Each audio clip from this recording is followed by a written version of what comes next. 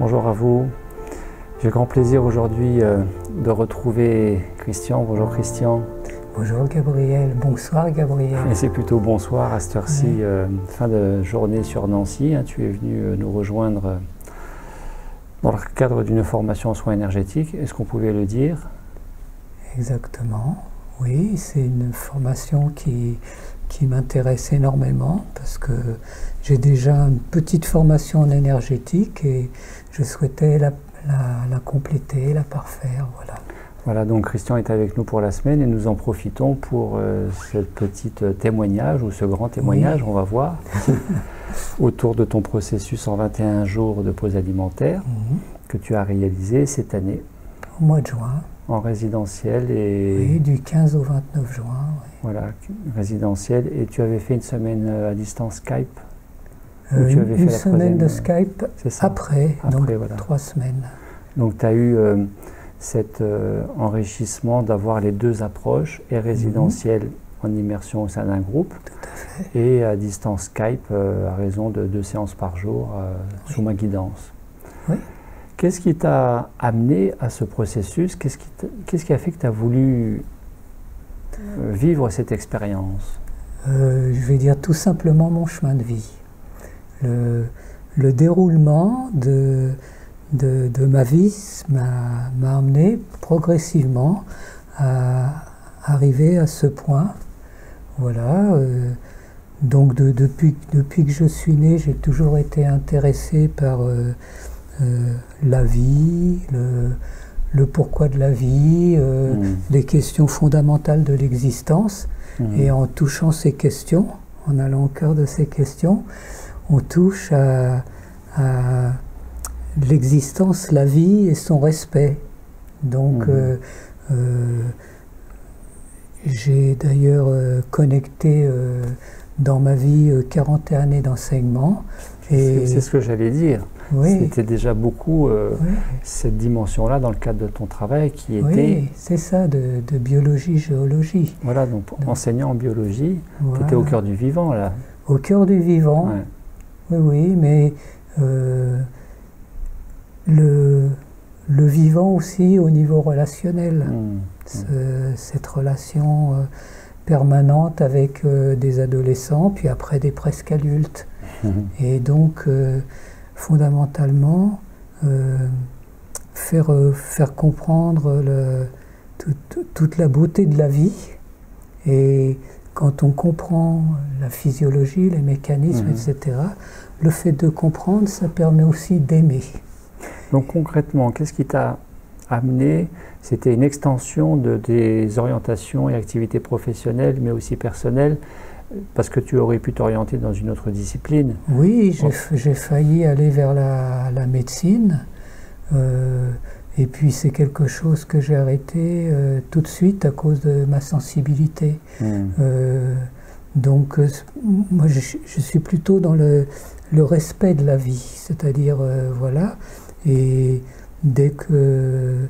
Bon, j'ai le droit bien sûr à ma part de dissection, etc., mais voilà, préserver la vie, l'accompagner, l'aider, la comprendre, l'aimer, voilà. Donc par rapport à ça, qu'est-ce qui fait que tu t'es orienté vers une immersion dans la pause alimentaire et la pause alimentaire pranique? Est-ce que tu étais déjà adepte du jeûne, de l'abstinence alimentaire, du repos gastrique? Est-ce que c'était déjà dans ton hygiène de vie? Oui, c'est tout un enseignement, c'est toute une imprégnation qui s'est faite progressivement. On peut parler d'intégration, c'est-à-dire que à partir du moment où j'ai eu un gros déclenchement en 2013, après un darshan dhamma qui m'a vraiment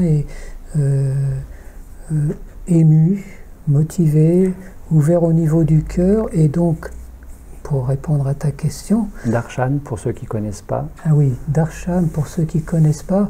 Alors, c'est d'ailleurs... On ne devrait pas utiliser le mot darshan, on devrait utiliser le mot étreinte. Parce que quand Amma nous prend dans les bras, c'est l'étreinte. Le darshan, en réalité, c'est tout le processus complexe qu'elle met en place pendant 3 jours. Voilà.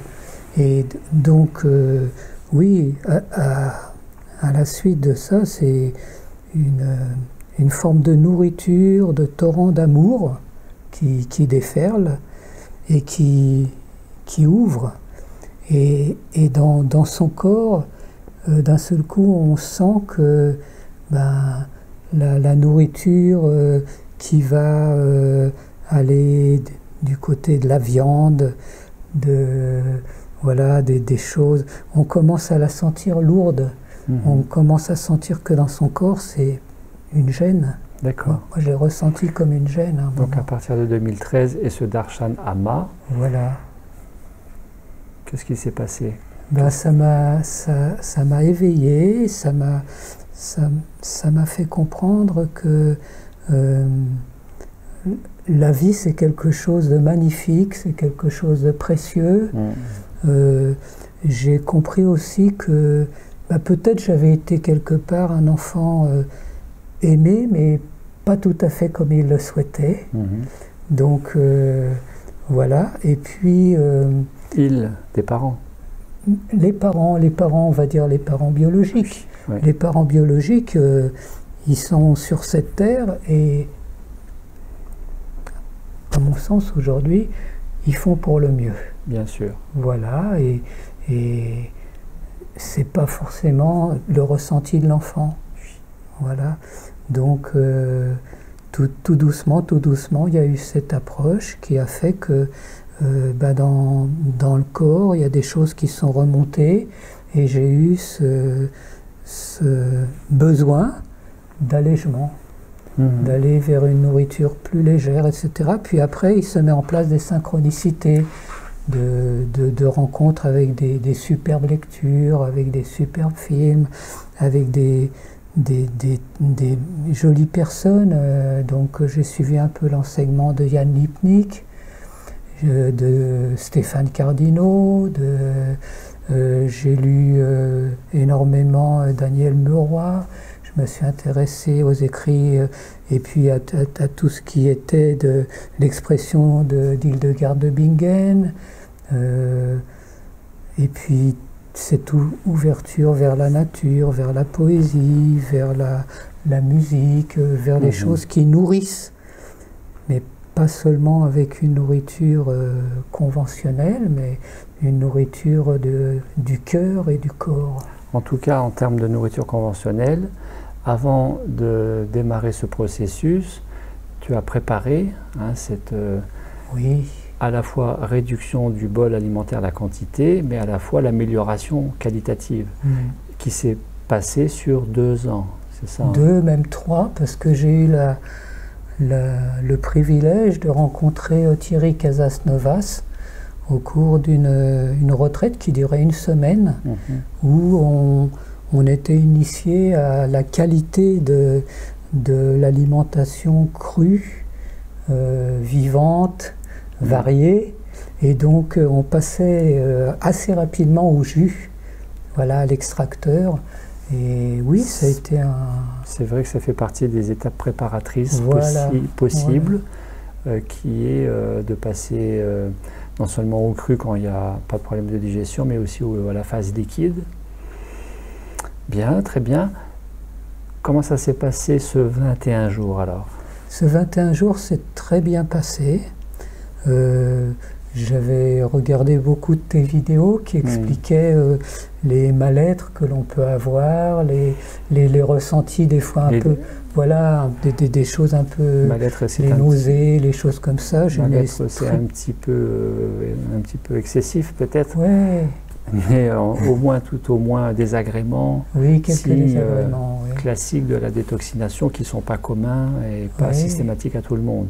Oui, et qui finalement qu'on accepte, enfin qu'on accueille, parce que ça fait partie du chemin aussi. Voilà. Mais en ce qui concerne mon corps, je n'ai eu aucune de ces manifestations, mais vraiment aucune. C'est le privilège d'une préparation progressive sur 2 voire 3 ans. Voilà. avec des pauses alimentaires que tu faisais, peut-être régulièrement aussi. Donc, qui fait qu'il n'y a pas, c'est sans surprise, ça se passe une continuité, ça se passe bien, quoi. Oui, mais c'est une expérience magnifique que j'ai pu vivre parce que, disons que 3-4 mois avant, j'ignorais complètement qu'on pouvait avoir un autre canal de nourriture que le canal classique de l'œsophage, l'estomac, etc. Par contre, j'avais bien entendu parler des mitochondries comme source d'énergie cellulaire, etc. C'est ça. Oui. Bon, en quoi est-ce que ce processus a été merveilleux? Ce processus a été merveilleux pour d'abord le relationnel. Donc, pendant le processus. Pendant oui, on va même dire les 21 jours, puisqu'après on était en Skype à plusieurs. Oui. C'était merveilleux au niveau de l'échange. J'ai trouvé extraordinaire, par exemple, que quelqu'un militaire de carrière, qui est quand même dans la dualité, parce que c'est l'armement, le bien, le mal, voilà, etc., suivent une démarche pranique, que quelqu'un qui avait intégré tout un passif difficile, sombre, avec une famille livrée à l'univers concentrationnaire, d'un seul coup puisse s'ouvrir comme ça. En l'occurrence, le père ou le grand-père de ce stagiaire. Voilà, qui avait vécu des choses très dures, et disons que la famille avait vécu des choses très dures. Et puis aussi quelqu'un qui était déjà dans cette démarche énergétique. C'était quelque chose de très complet, avec des échanges profonds et magnifiques. Et puis aussi le cadre de nature. Oui, c'était une expérience d'intériorité, parce que on n'est plus dans la surface. Et moi, j'ai ressenti, on est allé fouiller des zones d'ombre. C'est le principe de la retraite. Voilà, c'est ça. Que chacun investit, chacune investit à son niveau, avec la légèreté, la surface, superficialité ou profondeur qu'il décide de placer dans le respect de lui-même. Oui, oui. Et le courage, un minimum parfois, d'aller au-delà de ces zones de confort. Alors, et de le mettre, le dire aussi avec des mots, mettre des mots dessus. Ah oui. Bien. Et alors, au final, après ce processus, quels ont été les bénéfices que tu as pu constater?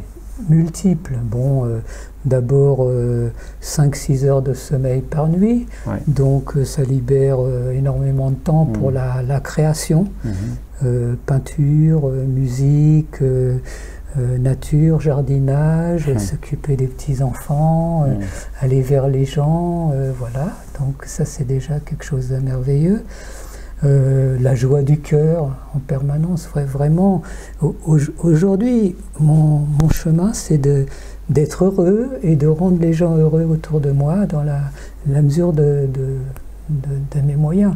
Ton chemin est d'être heureux, non pas que tu veux être heureux, mais que tu es. Non, je le suis spontanément. Voilà, ton chemin est que tu es. Ça sort, quoi. C'est un jaillissement. Un jaillissement. Est-ce que ça, par exemple, c'est quelque chose qui était déjà présent plus ou moins, ou pas vraiment avant ce 21 jours? Il y a une différence notable? J'ai toujours été quelqu'un d'heureux et d'optimiste, mais avec parfois des moments de tristesse, des moments alors que là, c'est permanent. C'est une espèce de bonheur de se lever, de sentir son corps, de voir les couleurs, de sentir les odeurs, ces signes sur la Meurthe, le canal, les péniches, enfin tout, les gens qui m'accueillent, cette famille africaine extraordinaire. Oui. La place Stanislas que je vais aller voir de nuit avec ses lumières, tout. Et finalement, les petites choses les plus ordinaires prennent une dimension non ordinaire. Oui, tout est beau. C'est de se rendre compte qu'avant, finalement, nous étions en 2D et que là, c'est un véritable 3D. Oui, c'est ça. On sort de la dimension temporelle. C'est ça. Voilà, et puis on a je médite beaucoup, je pratique beaucoup le tai chi, le qigong, etc. Et on arrive à trouver un centre,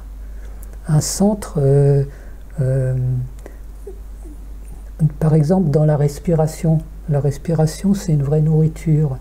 Et il y a un petit moment entre l'inspire et l'expire, tout petit moment de battement où on peut connecter l'absolu. C'est ça, cet intervalle que j'aime appeler espace mort. Magnifique. Au-delà du temps et de l'espace, entre guillemets un temps ou un espace mort, où et là, ni on inspire ni expire. On contacte le champ unifié quantique, donc ça c'est prodigieux. J'avais entendu parler du voile d'Isis et de ce dépassement de la 3D enfermante et parfois sclérosante, et voilà. Bon, très bien. Au niveau du sommeil, c'est bien. Comment tu te sens comment en vitalité? Vitalité super, j'ai envie de faire plein de choses. Je me sens jeune. Que tu fais déjà plein de choses. Oui, je fais déjà plein de choses, de cœur, d'esprit. Mon cœur est rempli de joie parce qu'on a 2 petits-enfants merveilleux. J'ai un fils magnifique que j'adore, une belle-fille qui est extraordinaire, une femme qui est géniale parce qu'elle a accepté toute ma démarche.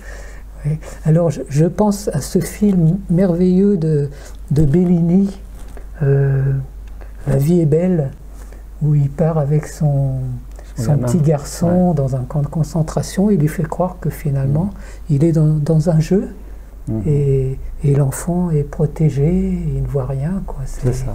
Voilà, et c'est mon ressenti, c'est celui-là. Je suis ce petit garçon du film de Bellini.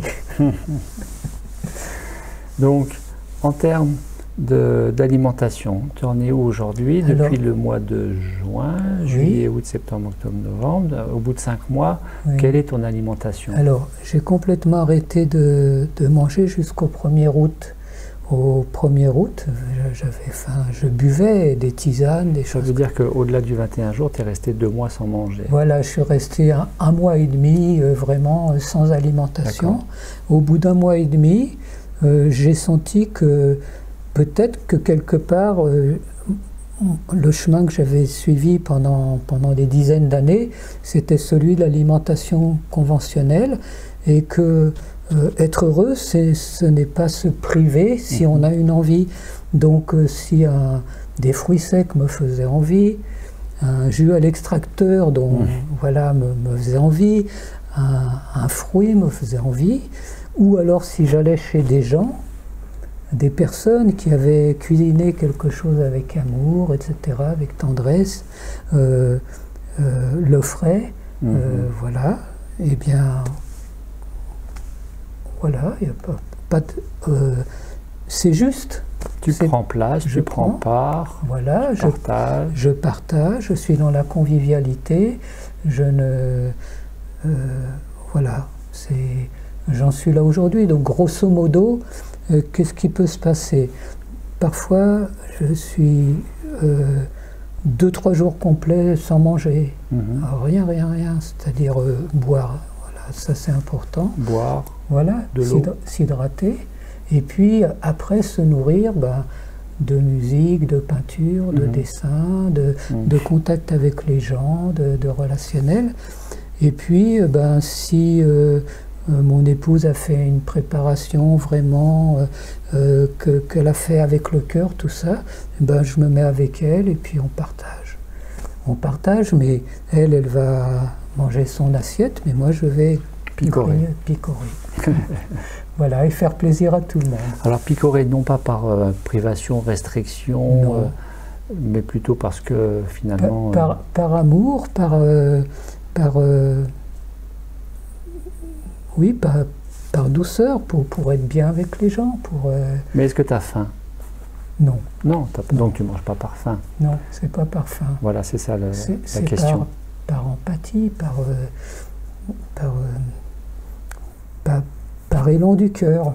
C'est ça. Voilà. C'est la liberté dans le fait d'être complètement relayé à cette énergie de vie, ou de temps en temps aussi de participer au partage, de vivre le partage de la joie du moment, qu'il y ait ou qu'il n'y ait pas de nourriture, c'est ça? C'est ça. Voilà, très bien. Bon, ben, tu as l'air plus que l'air, Oui, même, oui. Même l'air et la chanson, tu as l'air... Voilà, et puis si j'ai un message à faire passer, ben, pour les personnes qui sont indécises par rapport à la nourriture pranique, c'est une expérience. Et les expériences, ça se vit. Ça se vit. Et puis aussi être dans le cœur, être dans l'amour, être dans la lumière, être dans l'ouverture du cœur. Voilà. Moi, puisque j'ai actuellement deux petits-enfants, oui, c'est un beau message pour le futur. C'est que... oui, moi, je vois les choses très douces, très belles. Bien sûr, le monde est ce qu'il est. Et il ne faut pas se bercer d'illusions. Mais plus il y aura de personnes qui iront dans cette démarche, plus beau sera le monde. Oui, oui. Forcément.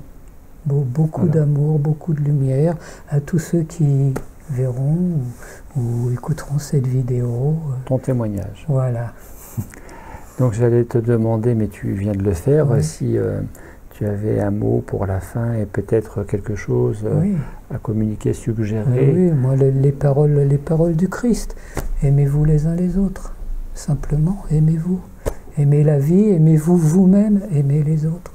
À partir du moment où il y a cette connexion et cette expression de cette conscience cœur, finalement, de ce cœur-là. Non, mais le prana, c'est l'amour. La vie, c'est l'amour.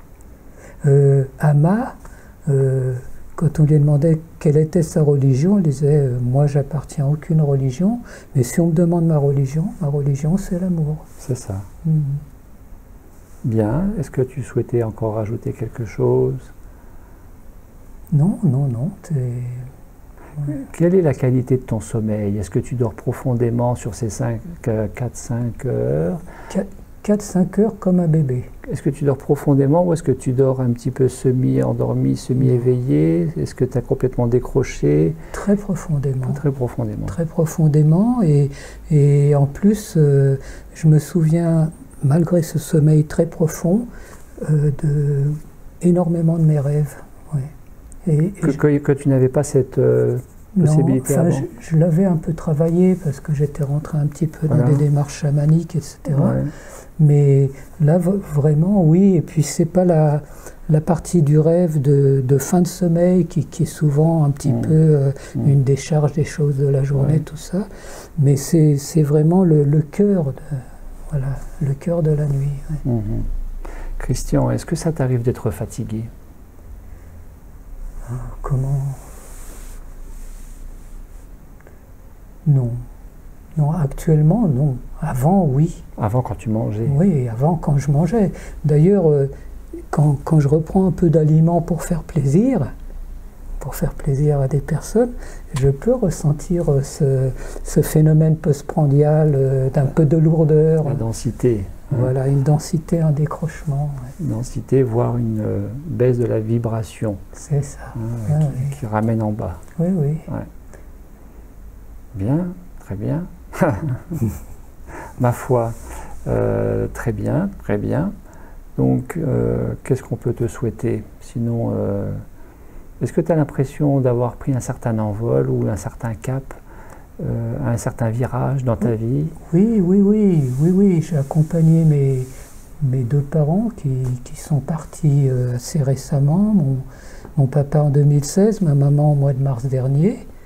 Et avec mon papa, j'ai trouvé les mots à la fin de sa vie, je l'ai accompagné, on a réussi à se dire qu'on s'aimait, mais même si nos relations avaient été un peu difficiles, avec ma maman, ça a été merveilleux. Franchement, elle est partie dans cet amour, dans cette douceur, c'était très très beau.